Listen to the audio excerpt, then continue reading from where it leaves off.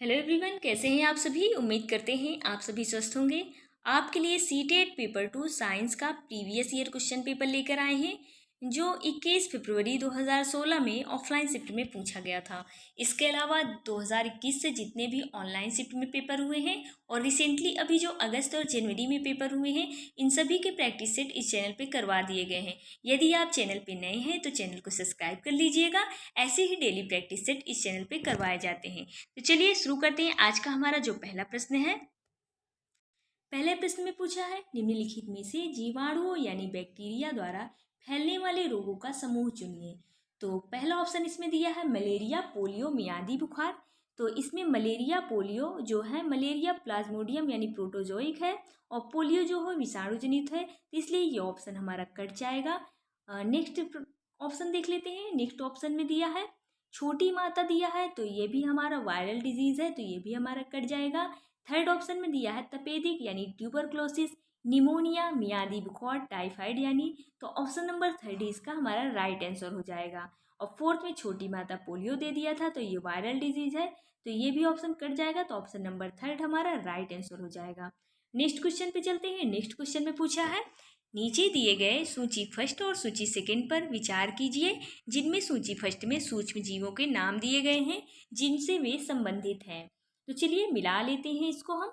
तो पहला एस्परजिलस जो होता है वो एक हानिकारक कवक होता है, तो ए का मिलान हमारा थर्ड से हो जाएगा, यानी कवक से एस्परजिलस का मिलान हो जाएगा।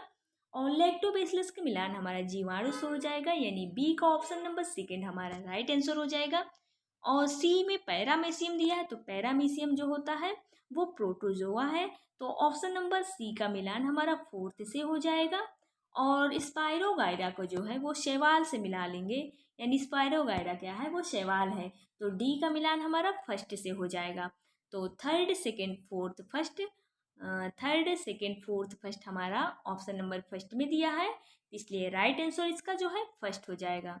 चलिए नेक्स्ट क्वेश्चन पे चलते हैं। नेक्स्ट क्वेश्चन में पूछा है, इसमें पूछा है निम्नलिखित में से कौन से कथन मानव परिसंचरण तंत्र में सिराओं के विषय में सत्य हैं। तो चलिए देख लेते हैं। पहला ऑप्शन दिया है सभी सिराएं कार्बन डाइऑक्साइड बहुल रक्त को वहन करती हैं। सेकंड है सिराओं की दीवार पतली होती है। और थर्ड है सिराएं रक्त को विभिन्न अंगों से हृदय तक ले जाती हैं। यानी ये मान लो ये हृदय है 4 चैम्बर का मनुष्य का, तो शिराओं का जो कार्य है वो अंगों से ब्लड को सप्लाई करती हैं। किधर करती हैं, यानी हृदय में ले जाती हैं। तो सिराएं रक्त को विभिन्न अंगों से हृदय में ले जाती हैं, तो ऑप्शन नंबर थर्ड हमारा सही है। और सिराएं की दीवारें पतली होती हैं, तो ये भी ऑप्शन हमारा सही है। और इसमें दिया फर्स्ट में सभी सिराएं कार्बन डाइऑक्साइड युक्त रक्त को वहन करती हैं, तो नहीं, जो पल्मोनरी सिरा होती है वो शुद्ध रक्त यानी CO2 युक्त रक्त का वहन करती है, तो इसलिए इसमें फर्स्ट ऑप्शन में सभी सिराएं दे दिया है, तो फर्स्ट ऑप्शन हमारा कट जाएगा। तो ऑप्शन नंबर सेकेंड और थर्ड हमारा राइट हो जाएगा। तो सेकेंड और थर्ड हमारा किस ऑप्शन में दिया है, वो फर्स्ट ऑप्शन में दिया है, तो ऑप्शन नंबर फर्स्ट हमारा राइट आंसर हो जाएगा। नेक्स्ट क्वेश्चन पे चलते हैं। नेक्स्ट क्वेश्चन में पूछा है सेलुलोज बहुल खाद्य पदार्थ रुक्षांश मानव संतुलित आहार के लिए आवश्यक अवयव माने जाते हैं। तो निम्नलिखित में से कौन सा एक कथन सेलुलोज के बारे में सही है। तो पहला ऑप्शन है मानव में सेलुलोज पाचक एंजाइम नहीं होते हैं, तो पहला ही इसका हमारा राइट आंसर मिल गया है, यानी मानव में जो है सेलुलोज पाचक एंजाइम नहीं होते हैं। सेलुलोज किस में पाचन होते हैं, वो शाकाहारी जंतुओं में होते हैं, इसलिए राइट आंसर वो हो जाएगा हमारा, पहला ही सही हो जाएगा। नेक्स्ट क्वेश्चन पे चलते हैं। नेक्स्ट क्वेश्चन में पूछा है सिर और ऊपरी जबड़े के बीच जोड़ एक उदाहरण है। तो चलिए देख लेते हैं। पहला ऑप्शन है श्रोणि संध पेल्विक जॉइंट, तो ये कमर में होती है, तो ये ऑप्शन हमारा कट जाएगा। और सेकंड दिया हुआ है फिक्स्ड बंद संधि यानी फिक्स्ड जॉइंट, तो जबड़े में जो है फिक्स्ड जॉइंट होती है, तो ऑप्शन नंबर सेकंड इसका राइट आंसर हो जाएगा। नीचे भी ऑप्शन देख लेते हैं। जो कंदुक खलिका होती है बॉल सॉकेट जॉइंट, वो कंधे में पाई जाती है, कंधे से जहाँ से हैंड हमारा अटैच होता है। और हिंज संधि जो होती है हाथ की कोहनी जहाँ से हाथ हमारा मुड़ता है, तो हिंज संधि वहाँ पे पाई जाती है, हिंज जॉइंट, तो इसका जो राइट आंसर लेकिन हो जाएगा वो हमारा सेकंड राइट हो जाएगा। नेक्स्ट क्वेश्चन पे चलते हैं। नेक्स्ट क्वेश्चन में पूछा है सभी कथन को पहचानिए। पहला है धरती में भंडारित ताजा जल विश्व की नदियों और झीलों में विद्यमान जल से कम है। तो नहीं, विश्व की नदियां और झीलों में सबसे ज़्यादा मात्रा में जल है विद्यमान है, तो इसलिए ऑप्शन नंबर फर्स्ट हमारा कट जाएगा। सेकंड ऑप्शन देख लेते हैं। जल की कमी एक ऐसी समस्या है जिसकी सामना केवल ग्रामीण लोग करते हैं। तो क्या जल की समस्या की सामना केवल ग्रामीण लोग करते हैं? शहरी लोग भी करते हैं, जीव जंतु भी करते हैं, सभी लोग करते हैं, तो ये भी ऑप्शन हमारा कट जाएगा। थर्ड में दिया खेती की सिंचाई के लिए नदियाँ का जल ही एकमात्र स्रोत है। क्या केवल नदी से ही सिंचाई होती है? जो ट्यूबवेल वगैरह या भूमिगत जल से जो सिंचाई होती है वो नहीं होती, तो इसलिए ऑप्शन नंबर हमारा थर्ड भी कट जाएगा। तो चलिए देख लेते हैं। ऑप्शन नंबर फोर्थ में दिया है वर्षा साफ जल का महत्वपूर्ण स्रोत है, तो ऑप्शन नंबर जो है इसका हमारा फोर्थ ही सही हो जाएगा। तो फोर्थ हमारा थर्ड ऑप्शन में दिया है, तो ऑप्शन नंबर थर्ड यानी केवल फोर्थ हमारा राइट आंसर हो जाएगा। नेक्स्ट क्वेश्चन पे चलते हैं। नेक्स्ट क्वेश्चन में पूछा है विज्ञान में आकलन को बल देना चाहिए। तो पहला ऑप्शन है प्रयोग करते हुए सही परिणामों की प्राप्ति। सेकंड है साफ और स्पष्ट आरेख बनाने की योग्यता। थर्ड है अवधारणाओं और प्रक्रियाओं को समझ। और फोर्थ है संक्षिप्त परिभाषाओं को सही उत्तर। इसमें जो बेस्ट ऑप्शन दिया है वो पहला दे दिया है, यानी प्रयोग करते हुए सही परिणामों की प्राप्ति। ऑप्शन नंबर फर्स्ट हमारा इसका राइट आंसर हो जाएगा। नेक्स्ट क्वेश्चन पे चलते हैं। इसमें पूछा है निम्नलिखित में से मुक्त अंत वाले प्रश्न को पहचानिए। तो पहला ऑप्शन है अगर हमारे शरीर में मांसपेशी ना हो तो हमें किन समस्याओं का सामना करना पड़ेगा। इन्हीं मुक्त उन अंत वाले वो प्रश्न होते हैं जिनमें एक से अधिक उत्तर दिए जा सके। तो इसका जो राइट आंसर हो जाएगा हमारा पहला ही राइट हो जाएगा, यानी अगर हमारे शरीर में मांसपेशी ना हो तो हमें किन समस्याओं का सामना करना पड़ेगा। तो इसमें जो बच्चा है अलग अलग तरह से अलग अलग उत्तर अलग प्रकार से कई उत्तर देगा, तो ऑप्शन नंबर फर्स्ट ही इसका हमारा राइट आंसर हो जाएगा। नेक्स्ट क्वेश्चन पे चलते हैं। नेक्स्ट क्वेश्चन है हमारा, इसमें नीचे भी दिया है केवल ए, तो यानी इसका फर्स्ट ही आंसर केवल फर्स्ट ही सही हो जाएगा। नेक्स्ट क्वेश्चन पे चलते हैं। इसमें पूछा है कक्षा 8 की एनसीईआरटी की पाठ्य पुस्तक में दिए गए निम्नलिखित अनुच्छेद को पढ़िए। अनुच्छेद दिया है नायलॉन रेशम जैसा दिखता है या प्रबल और लचीला होता है। जब 1939 में नायलॉन सामने आया तो उसके मोहक गुणों ने जनता में सनसनी अथवा नायलॉन उन्माद उत्पन्न कर दिया। इस नए रेशे से बने महिलाओं के मोजे को भारी मांग थी, परंतु दुर्भाग्य से द्वितीय विश्व युद्ध 1939 एंड 1945 के चलते नायलॉन उत्पादन का अधिकांश भाग पैरासूट बनाने हेतु काम में लिया जाने लगा। तो युद्ध के बाद जब मोजों का उत्पादन पुनः प्रारंभ हुआ तो मांग के अनुसार पूर्ति नहीं हो सकी, तो इस उत्पादन के लिए महिलाओं को कई घंटे लाइन में लगना पड़ता था और कई बार नायलॉन उपद्रव हो जाते थे। तो विज्ञान की पाठ्य पुस्तक में उपरोक्त शामिल करने की क्या सार्थकता है। तो चलिए देख लेते हैं। पहला ऑप्शन है विज्ञान में ऐतिहासिक परिप्रेक्ष्य का विकास एवं विचारों का विकास करना, तो ये हमारा सही हो जाएगा। सेकंड है यह समझ विकसित करना कि नए आविष्कार किस तरह नई मांग को उत्पन्न करते हैं, ये भी हमारा सही हो जाएगा। और थर्ड है विज्ञान की समग्र समझ का विकास करना, ये भी हमारा सही हो जाएगा। फोर्थ है ऐसी घटना वृत्तांत को शामिल करने से विज्ञान की पाठ्य पुस्तक आसान एवं सरल बनती है। तो क्या इसको शामिल करने से आसान एवं सरल बनती है, तो ऑप्शन नंबर फोर्थ हमारा कट जाएगा। तो फर्स्ट सेकंड थर्ड हमारा राइट आंसर हो जाएगा। तो फर्स्ट सेकंड थर्ड हमारा थर्ड ऑप्शन में दिया है, तो ऑप्शन नंबर थर्ड हमारा राइट आंसर हो जाएगा। नेक्स्ट क्वेश्चन पे चलते हैं। इसमें पूछा है कभी कभी शिक्षार्थियों को विज्ञान संबंधी अवधारणाओं से जुड़ी वैकल्पिक अवधारणा होती है, तो विज्ञान शिक्षक को क्या करना चाहिए। ऑप्शन नंबर दिया है उनके विचारों की उपेक्षा करनी चाहिए। सेकंड है विभिन्न गतिविधियों के माध्यम से उनके पूर्ण विचारों को पुनः विचार करके शिक्षार्थियों की मदद करनी चाहिए। थर्ड है वैज्ञानिक विचारों को शिक्षार्थियों को डांटें। और फोर्थ है शिक्षार्थियों को बताएं कि उनके विचार गलत है और उन्हें सही विचार को पढ़ाएं। तो गलत या डांटना ये सब तो नहीं करेंगे बच्चे के प्रति, तो सबसे जो राइट आंसर है वो हमारा सेकंड हो जाएगा, यानी विभिन्न गतिविधियों के माध्यम से विचारों पर पुनः विचार करने पर शिक्षार्थियों की मदद करेंगे। तो ऑप्शन नंबर सेकंड हमारा राइट आंसर हो जाएगा। नेक्स्ट क्वेश्चन पे चलते हैं। इसमें पूछा है निम्नलिखित कथनों में से कौन सा एक अच्छी विज्ञान कक्षा की ओर संकेत करता है। तो पहला ऑप्शन है इसमें शिक्षार्थी स्वयं अपने प्रयोग करते हैं और अपने अवलोकन को दर्ज करते हैं। सेकंड है शिक्षार्थी शिक्षक द्वारा दिए गए निर्देशन या प्रदर्शन का अवलोकन करता है और उसके चरणों को लिखते हैं।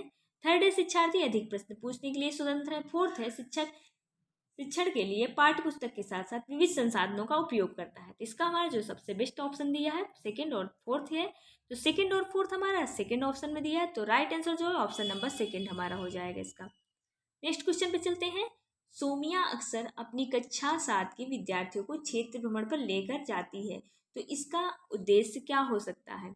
पहला है शिक्षार्थियों को ठोस अनुभव प्रदान करना, तो ये हो सकता है। सेकंड है वह उन्हें इस पर प्रोजेक्ट और दत्तकार गठन आंकलन करने के लिए दे सकते हैं, ये भी हमारा सही हो जाएगा। थर्ड है या विद्यार्थियों को प्रक्रमण कौशल का विकास करती है, ये भी हमारा सही हो जाएगा। और फोर्थ है या शिक्षण समय को बचाता है, तो शिक्षण समय को बचाता है, यही ऑप्शन हमारा कर जाएगा। और right answer first second third हमारा ऑप्शन नंबर फोर्थ इसका राइट आंसर हो जाएगा। नेक्स्ट क्वेश्चन पे चलते हैं। नेक्स्ट क्वेश्चन में पूछा है निम्नलिखित आकलन युक्तियों में से कौन सी युक्ति विज्ञान कक्षा में विद्यार्थियों की प्रायोगिक कौशल को आकलित करने के लिए सबसे अधिक उचित है।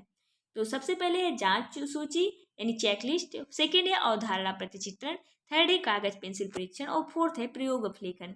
तो ऑप्शन नंबर फोर्थ प्रयोग अवलेखन इसका राइट आंसर हो जाएगा।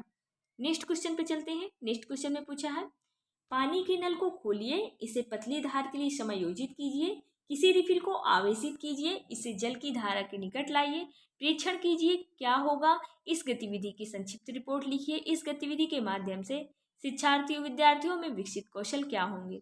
इसका जो हमारा राइट आंसर हो जाएगा सीबीएसई द्वारा जारी किया गया आंसर अवलोकन, प्रयोग करना और सृजनात्मकता होगा। और वैसे में तो ये आंसर सेकंड सही था, इसका केवल अवलोकन, बट सीबीएसई द्वारा जारी जो आंसर की है उसमें फर्स्ट ऑप्शन ही राइट आंसर माना गया है। नेक्स्ट क्वेश्चन पे चलते हैं। नेक्स्ट क्वेश्चन है हमारा विज्ञान की प्रकृति के संबंध में उस कथन की पहचान कीजिए जो ठीक ना हो। चलिए देख लेते हैं जो ठीक नहीं है। पहला है विज्ञान में अनुमान और अटकल का भी स्थान होता है, लेकिन वैज्ञानिक सिद्धांत प्रासंगिक अवलोकन एवं अथवा प्रयोगों द्वारा अवश्य सत्यापित कर स्वीकार किया जाता है, तो ये ऑप्शन तो हमारा सही है। सेकंड ऑप्शन देख लेते हैं विज्ञान को तटस्थ और वस्तुनिष्ठ के रूप में देखा जाता है और विज्ञान के नियमों को स्थिर माना जाता है, सेकंड भी हमारा सही है। थर्ड ऑप्शन है विज्ञान की पद्धति और अन्य क्षेत्रों में उनका सीमांकन दार्शनिक वाद विवाद पर विषय रहा है, ये भी ऑप्शन सही है। फोर्थ ऑप्शन दिया है विज्ञान के अधिकाधिक स्थापित और सार्वभौमिक नियमों को नए अवलोकनों को प्रयोग और विश्लेषण के संदर्भ में हमेशा संशोधनीय अनंतिम माना जाता है, तो हमेशा संशोधनीय अंतिम नहीं माना जाता, तो ऑप्शन नंबर फोर्थ ही हमारा इसका राइट आंसर हो जाएगा। नेक्स्ट क्वेश्चन पे चलते हैं। नेक्स्ट क्वेश्चन में पूछा है ऊर्जा संरक्षण विषय को पढ़ाने के लिए निम्नलिखित में से कौन सी युक्ति शिक्षक के लिए सबसे उचित होगी। पहला है विद्यार्थियों को ऊर्जा संरक्षण पर नारे लिखने के लिए कहना, सेकंड है ऊर्जा संरक्षण के लिए कम से कम 5 तरीके लिखना, और थर्ड है ऊर्जा संरक्षण प्रदर्शन करने के लिए नमूना परियोजना बनाना, और फोर्थ है विद्यार्थियों को अपने जीवन के विभिन्न तरीकों से ऊर्जा संरक्षण के लिए प्रोत्साहित करना। तो सिर्फ नारे लिखना ही यही ऑप्शन हमारा कट जाएगा, और सबसे बेस्ट ऑप्शन दिया सेकंड थर्ड और फोर्थ हमारा राइट आंसर हो जाएगा। तो सेकंड थर्ड और फोर्थ हमारा ऑप्शन नंबर थर्ड में ही दिया है, तो ऑप्शन नंबर थर्ड हमारा इसका राइट आंसर हो जाएगा। नेक्स्ट क्वेश्चन पे चलते हैं। इसमें पूछा है हमारे सौर परिवार में ऐसे 2 ग्रह हैं जिनका सूर्य के चारों ओर परिक्रमण काल हमारी पृथ्वी के परिक्रमण काल की तुलना में छोटा है, परंतु उनका घूर्णन काल पृथ्वी के घूर्णन काल से बड़ा है। इन ग्रहों का नाम क्या है। तो जब हम सीरियल से देखते हैं यानी ये सन है, तो सन के सबसे पास नज़दीक ग्रह कौन सा है, वो बुध है। और बुध के बाद कौन सा है, बुध के बाद शुक्र है, और शुक्र के बाद पृथ्वी आती है, और फिर उसके बाद पृथ्वी के बाद मंगल यानी मार्स आता है, फिर मार्स के बाद जुपिटर यानी बृहस्पति आता है, फिर शनि आता है, फिर अरुण और वरुण आते हैं। तो सबसे नज़दीक ग्रह हमारे बुध और शुक्र हो जाएंगे, तो इसलिए वो जो सूर्य का चक्कर है जल्दी कर लेंगे, तो इसलिए सबसे इनका जो परिक्रमण काल सूर्य में है तो वो छोटा हो जाएगा, लेकिन जो इनका स्वयं का घूर्णन काल होता है पृथ्वी से बड़ा होता है। इसमें दिया है पृथ्वी से बड़ा होता है, और जो सूर्य का चक्कर लगा दे तो उसमें छोटा होता है। तो बुध और शुक्र, तो ऑप्शन नंबर हमारा थर्ड ही ऑप्शन दिया है, यानी बुध और शुक्र इसका राइट आंसर हो जाएगा। नेक्स्ट क्वेश्चन पे चलते हैं। नेक्स्ट क्वेश्चन पूछा है सल्फर, एल्युमिनियम और आयरन का गलनांक दिया हुआ है, तो निम्नलिखित में से कौन सा एक सही है। तो सल्फर का गलनांक दिया है 113 और 166 एल्युमिनियम का दिया है, और 1535 आयरन का दिया हुआ है। तो चलिए देख लेते हैं ऑप्शन। सबसे पहले हम गलनांक लिख लेते हैं। जो सल्फर का गलनांक कितना दिया हुआ है हमारा 113 दिया हुआ है, और एल्युमिनियम का गलनांक कितना दिया हुआ है वो हमारा 666 दिया हुआ है, और आयरन का जो गलनांक दिया हुआ है वो हमारा 1535 दिया हुआ है। इसमें सबसे ज़्यादा गलनांक आयरन का है, तो चलिए ऑप्शन पढ़ते हैं पहले। केवल आयरन 200 डिग्री सेल्सियस पर तापमान होगा, तो आयरन आयरन भी होगा और एल्युमिनियम भी हो जाएगा, तो ये ऑप्शन कट जाएगा, केवल आयरन दिया है। सेकंड दिया है एल्युमिनियम और आयरन 200 डिग्री सेल्सियस ताप पर ठोस होंगे, तो ये ऑप्शन हमारा तो सही दिख रहा है। और थर्ड में दिया सल्फर और आयरन एल्युमिनियम तीनों 200 डिग्री सेल्सियस पर तापमान पर ठोस रहेंगे, तो सल्फर का जो तापमान है वो 113 है, तो ये 200 डिग्री सेल्सियस के पहले ही पिघल जाएगा, यानी मेल्ट हो जाएगा, तो ये ऑप्शन कट जाएगा। और केवल सल्फर 200, तो इसमें तो 113 ही है, तो फोर्थ ऑप्शन भी हमारा कट जाएगा। तो ऑप्शन नंबर सेकेंड ही हमारा सही हो जाएगा, यानी एल्युमिनियम और आयरन हमारा 200 डिग्री सेल्सियस पर ठोस रहेंगे। तो ऑप्शन नंबर जो है हमारा एल्युमिनियम और आयरन, यही ऑप्शन सेकेंड हमारा राइट आंसर हो जाएगा। नेक्स्ट क्वेश्चन पे चलते हैं। नेक्स्ट क्वेश्चन में पूछा है, एक विद्युत परिपथ इस प्रकार लगाया गया है कि बैटरी का धनात्मक टर्मिनल एक बल्ब B1 से जुड़ा है और जो बल्ब B2 से जुड़े प्रतिरोध R से जुड़ा है। अंततः B3 बैटरी के ऋणात्मक टर्मिनल से जुड़ा है और दोनों बल्ब दीप्तमान है। तो अगर R का मान बढ़ा दिया जाए तो क्या होगा? तो इसका जो हमारा राइट आंसर हो जाएगा वो हमारा हो जाएगा फर्स्ट हो जाएगा, यानी B2 की दीप्ति कम हो जाएगी और B1 की दीप्ति में कोई परिवर्तन नहीं हो आएगा। ऑप्शन नंबर फर्स्ट ही इसका राइट आंसर हो जाएगा। नेक्स्ट क्वेश्चन पे चलते हैं। इसमें देखते हैं क्या पूछा है। इसमें पूछा है, दिए गए कथनों को पढ़िए तथा सही विकल्प का चयन कीजिए। पहला ऑप्शन है, डॉक्टरी तापमापी थर्मामीटर का परिसर 35 डिग्री सेल्सियस से 42 डिग्री सेल्सियस होता है, तो ये ऑप्शन तो हमारा सही है। और सेकंड दिया है, प्रयोगशाला तापमापी थर्मामीटर का परिसर -10 डिग्री सेल्सियस से 110 डिग्री सेल्सियस होता है, तो ये भी ऑप्शन हमारा सही है। तो चलिए नीचे कथन देख लेते हैं। तो पहला ऑप्शन है हमारा कथन ए तथा कथन दो दोनों गलत है, तो ये ऑप्शन कट जाएगा। कथन ए सही किंतु दूसरा गलत है, तो ये भी हमारा गलत कट जाएगा। और कथन दो सही किंतु ए गलत, तो ये भी हमारा ऑप्शन कट जाएगा। फोर्थ ऑप्शन दिया है कथन ए कथन फर्स्ट से दो दोनों सही हैं, तो ऑप्शन नंबर फोर्थ ही हमारा राइट आंसर हो जाएगा, क्योंकि दोनों ही कथन हमारे राइट थे, इसलिए ऑप्शन नंबर फोर्थ हमारा राइट आंसर हो जाएगा। नेक्स्ट क्वेश्चन पे चलते हैं। नेक्स्ट क्वेश्चन में पूछा है, भारत के निम्नलिखित स्थानों में से कौन सा स्थान चक्रवातों में सबसे अधिक प्रभावित है? तो इसमें दिया ऑप्शन उदयपुर, बद्रीनाथ, पुरी यानी अमृतसर। तो जो अगर इंडिया के मैप में हम देखते हैं, इंडिया के मैप में कुछ इस तरह अगर हम देखें तो इंडिया का जो पूर्वी क्षेत्र है, यानी इस साइड पूर्वी क्षेत्र है और ये साइड हमारा पश्चिमी क्षेत्र है। तो पूर्वी क्षेत्र जो तटीय इलाके होते हैं, तो उनमें सबसे ज़्यादा चक्रवात आने की संभावना होती है, क्योंकि उधर बंगाल की खाड़ी पड़ती है।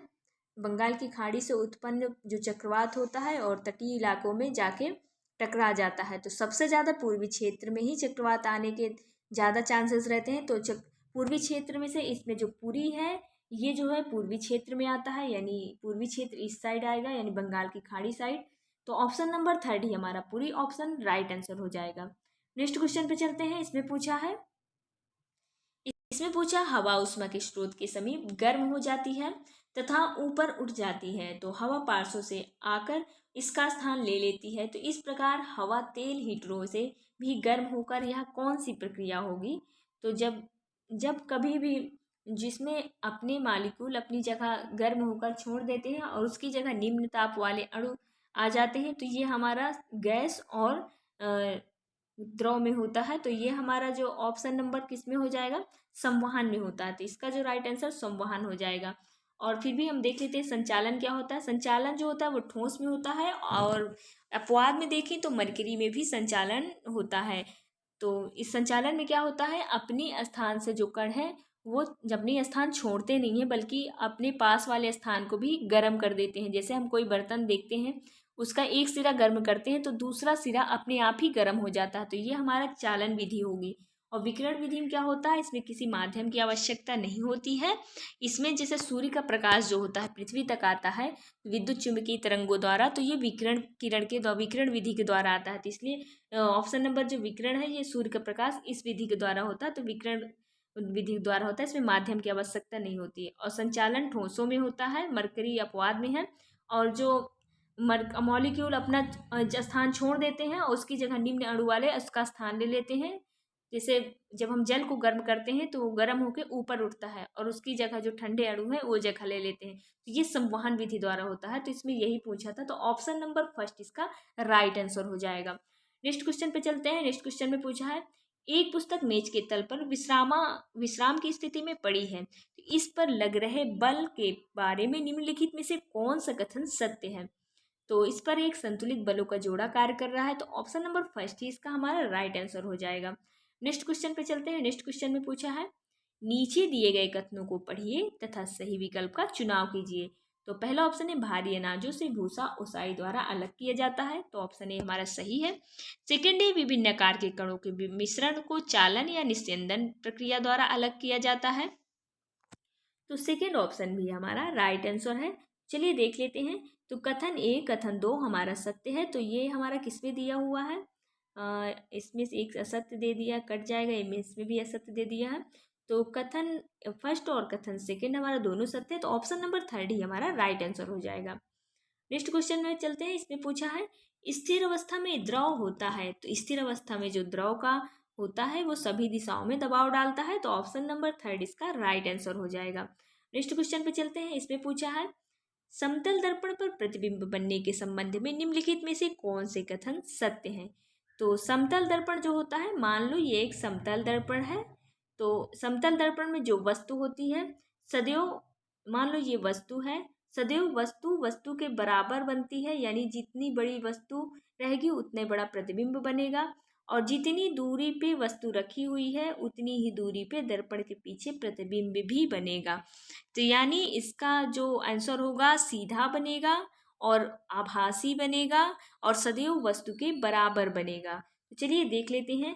प्रतिबिंब का आकार वस्तु के बड़ा बनेगा, तो बड़ा नहीं बनता बल्कि वस्तु के बराबर ही बनता है, तो ये ऑप्शन कट जाएगा। सेकंड है, वस्तु की दूरी के समान दूरी पर बनता है, तो ये हमारा ऑप्शन सही है, जितनी दूरी पे वस्तु रहेगी और उतनी ही दूरी पे हमारा प्रतिबिंब बनेगा, तो ऑप्शन नंबर सेकंड भी हमारा सही है। और थर्ड दिया है, पार्श्व प्रतिलोम होता है। पार्श्व प्रतिलोम का मतलब है वस्तु का हमेशा उल्टा बनना, यानी हमारा जो दायां हाथ है बायां दिखता है और बायां हाथ जो है वो दायां दिखता है, तो ये भी ऑप्शन हमारा सही है। और फोर्थ ऑप्शन है, प्रतिबिंब आभासी होता है, वास्तविक नहीं होता, तो ये भी हमारा ऑप्शन सही है, यानी सेकेंड थर्ड फोर्थ सही है और फर्स्ट ऑप्शन ही गलत है। तो सेकेंड थर्ड फोर्थ हमारा ऑप्शन नंबर फर्स्ट में ही मिल गया है, तो राइट आंसर इसका जो हो जाएगा हमारा फर्स्ट हो जाएगा। नेक्स्ट क्वेश्चन पे चलते हैं। नेक्स्ट क्वेश्चन है हमारा, नेक्स्ट क्वेश्चन में पूछा है, निम्नलिखित सभी एक कोश की हैं सिवाय किसके। तो एक कोश, बाकी सब एक कोश की हैं, एक खाली नहीं है। तो पैरामीशियम एक कोश की है, मुर्गी कंडा ये भी एक कोश की है, युग्मनज ये भी एक कोश की है, भ्रूण जो है वो एक कोश की नहीं बल्कि बहुकोश की में आता है, तो ऑप्शन नंबर फर्स्ट हमारा राइट आंसर हो जाएगा। नेक्स्ट क्वेश्चन पे चलते हैं। दैनिक जीवन के निम्नलिखित उदाहरण पढ़िए तथा उचित विकल्प का चयन कीजिए। तो इसमें दिया है, पहले ऑप्शन में दिया है, जब भोजन खराब होता है तब दुर्गंध उत्पन्न करता है। सेकंड है, सेब के एक टुकड़े को जब कुछ क्षण के लिए बाहर रखा जाता है तो यह भूरा हो जाता है। और थर्ड है, चींटी के काटने से उत्पन्न जलन को शांत करने के लिए कैलामाइन का प्रयोग किया जाता है। तो इसमें भौतिक और रासायनिक परिवर्तन पूछा है, तो ये तीनों ही जो हमारे उदाहरण दिए गए हैं ये रासायनिक परिवर्तन हैं, तीनों के तीनों ही। तो देख लेते हैं कि रासायनिक परिवर्तन किसमें है तीनों, तो सभी रासायनिक परिवर्तन है, तो ऑप्शन नंबर थर्ड इसका हमारा राइट आंसर हो जाएगा। नेक्स्ट क्वेश्चन पे चलते हैं। इसमें पूछा है, कोई छात्र मैग्नीशियम रिबन का वायु में दहन करता है और बची हुई राख को आसुत जल में घोलकर विलयन बनाता है, तो इस विलयन की एक बूंद क्रमशः पहले नीले लिटमस पेपर पर फिर लाल लिटमस पेपर पर डालता है, तो प्रेक्षण में क्या मिलेगा उसको। तो मैग्नीशियम जो होता है वो क्षार की तरह कार्य करता है, यानी वो क्षार क्षार की तरह कार्य, तो मैग्नी जो क्षार होता है उसमें हमेशा जो नीला लिटमस पेपर होता है उसमें कोई परिवर्तन नहीं होगा, और जो लाल लिटमस पेपर होगा वो नीले में कन्वर्ट हो जाएगा, और जो एसिड होता है उसमें नीला लिटमस पेपर पत्र लाल हो जाता है। तो इसमें ये मैग्नीशियम जो है क्षार की तरह व्यवहार कर रहा है, तो चलिए देख लेते हैं। नीला लिटमस पेपर लाल हो जाता है, तो ये ऑप्शन हमारा कट जाएगा। नीला लिटमस पेपर लाल हो जाएगा, ये भी हमारा ऑप्शन कट जाएगा। नीला लिटमस पेपर रंगहीन रहेगा, ये भी हमारा ऑप्शन कट जाएगा। और नीला लिटमस नीला ही रहेगा क्षार में, और जबकि लाल लिटमस पेपर पत्र नीला हो जाता है, तो ऑप्शन नंबर फोर्थ इसका हमारा राइट आंसर हो जाएगा। नेक्स्ट क्वेश्चन पे चलते हैं, लास्ट क्वेश्चन आज का। इसमें पूछा है, तांबा जस्ता को उसके नमक के घोल से अलग नहीं कर सकता है, तो कारण बताइए। तो कक्षा 8 के विद्यार्थियों द्वारा निम्नलिखित कारण दिए गए हैं। तो पहला ऑप्शन है जस्ता तांबा जस्ते से अधिक अभिक्रियाशील है, सेकंड है तांबा जस्ते से कम अभिक्रियाशील है। तो हम रिएक्टिविटी सीरीज यदि देखें तो जिंक जो है वो पहले आता है और यानी ये ज़्यादा रिएक्टिव है और ज़्यादा अभिक्रियाशील है, और जो तांबा होता है यानी कॉपर जो होता है वो कम अभिक्रियाशील है, यानी कॉपर जो है जस्ते से कम अभिक्रियाशील है। तो तांबा जस्ते से कम अभिक्रियाशील है, ऑप्शन नंबर सेकेंड ही हमारा राइट आंसर हो जाएगा। ऐसे ही डेली प्रैक्टिस सेट इस चैनल पे करवाए जाते हैं। यदि आप चैनल पे नए हैं तो चैनल को सब्सक्राइब कर लीजिएगा और वीडियो अच्छी लगी हो तो वीडियो को लाइक शेयर करना ना भूलिएगा। धन्यवाद।